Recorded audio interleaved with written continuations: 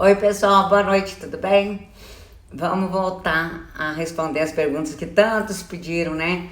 Inclusive quando eu falei das visitas, em relação se os pais tinham obrigação de, né, cumprir as visitas determinadas, surgiram muitas outras, muitas outras, muitas outras.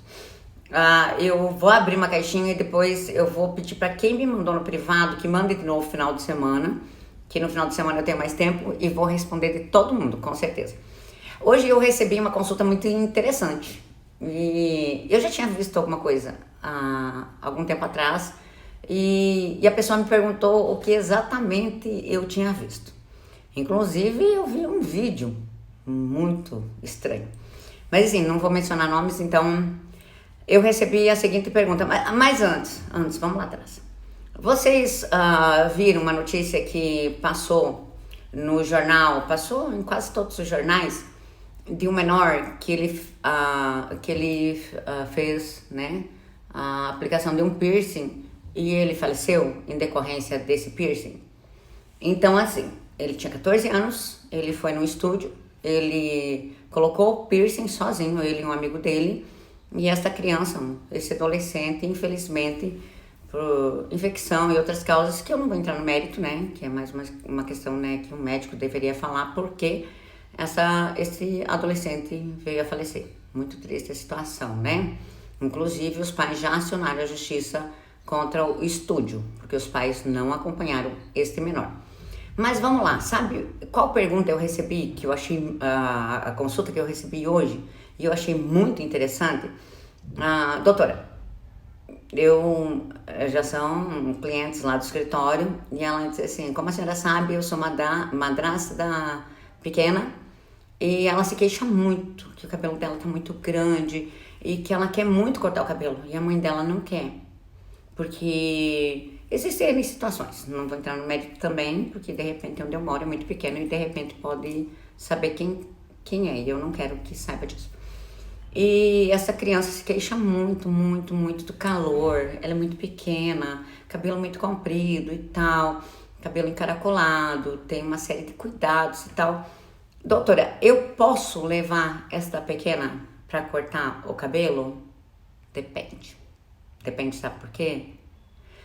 Qual que é a guarda? Qual é a guarda definida?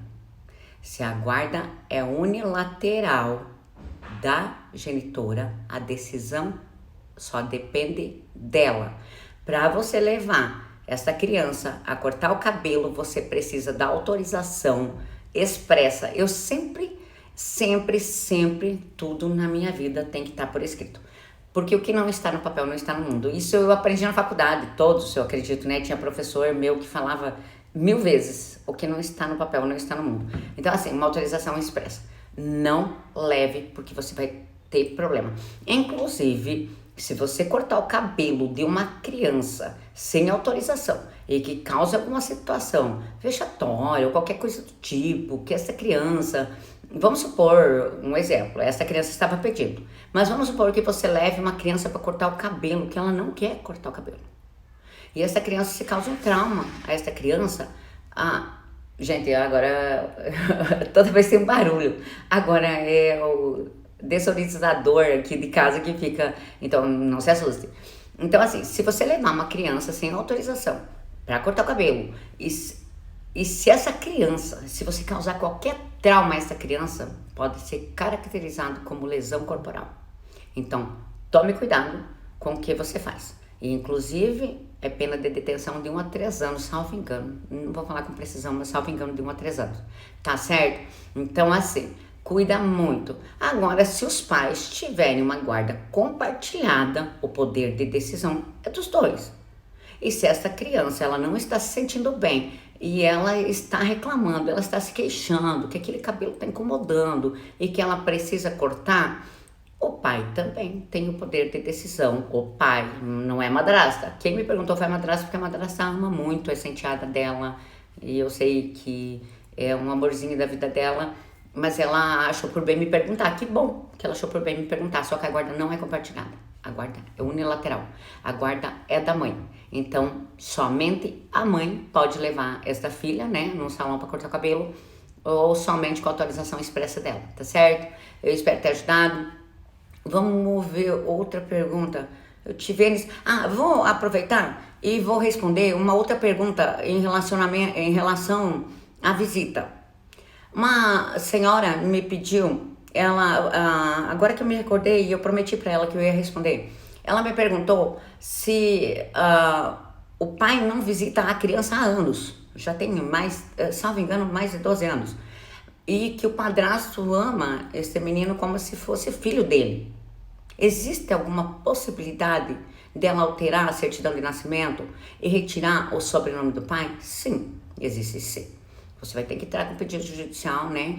Para pedir a paternidade afetiva, que esse padrasto criou um laço afetivo com esse enteado, que hoje ele se considera como pai e filho. O pai sumiu, assim, entre aspas, para você, né?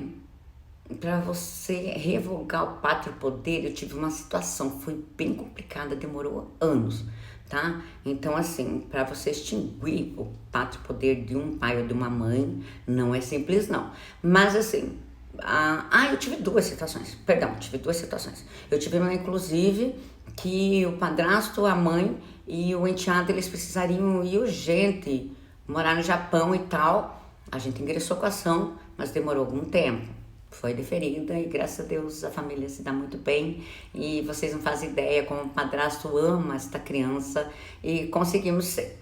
Aí teve uma outra situação que eu não vou falar porque eu prefiro não falar, tá? Mas assim, existe a possibilidade sim de estar colocando na certidão de nascimento do seu filho o sobrenome do seu esposo, que é o padrasto, e como pai este senhor. E não sei se você sabe, não pode constar também na certidão de nascimento, que eu acho mais legal, que eu acho mais bonito e tal, porque às vezes a criança não pode, a justiça já fez isso justamente para futuramente a criança não passar nenhum constrangimento, né? Eu tenho este pai, mas esse não é meu pai. Mas assim, existe sim, existe e eu desejo tudo de bom. E eu vou abrir uma caixinha de pergunta agora final de semana, que eu vou estar com mais tempo, prometo. É que aconteceram algumas situações que essa semana a gente acabou trabalhando demais, nem almoçar, nem eu, doutor, almoçamos, mas assim, eu vou colocar uma caixinha de pergunta no final de semana que eu tenho mais tempo e vou responder, tá certo? E aí a gente vai desenrolando todo e qualquer assunto. Eu tenho muitas perguntas em relação a criminal, eu tenho muitas perguntas em relação à família, em relação a alimentos, em relação alimentos. Hoje eu tive umas 5 consultas em relação a alimentos. As pessoas têm uma ideia muito errada em relação a alimentos, mas muito errada, tanto aquele que paga quanto aquele que quer receber. Mas eu prometo que eu vou postar para vocês, tá certo? Um beijo, obrigada.